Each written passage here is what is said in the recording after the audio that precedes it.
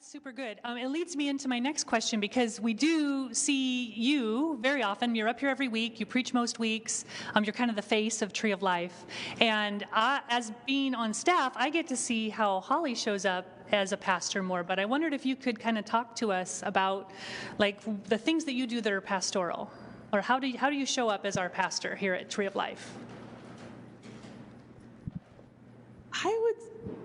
Boy, that's so hard to condense down into a paragraph. It really is, because there's so much, right? Well, it's not that there's so much, so I am a reformer.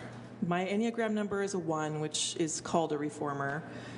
But like that shows up in the church because I have a passion for reforming the church, because I believe the church is really messed up.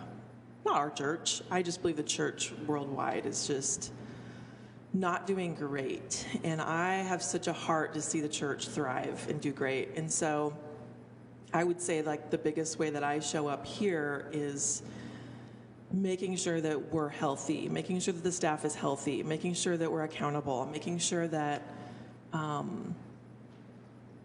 we're being honest, because I think that's really important. Authenticity is a big thing for me. So, and that's where the discernment comes in for me. So I spend a lot of time praying for the church. I mean, there's the administrative stuff, but yeah, that's good. That's the best way I can describe it. No, that was fantastic, and that's a lot of what I've seen too. Especially, I just want to let you know that Holly spends a lot of time praying. Like, if you've got something going on in your life that she knows about, she has probably cried over it, wept over it, prayed over it, felt it. I mean, she has more compassion than anybody on staff. I mean, if you've got a need, you go to Holly, because she's going to feel it and she's going to be kind and compassionate. I've watched it so often. It's super cool. But you don't get to see that necessarily all the time.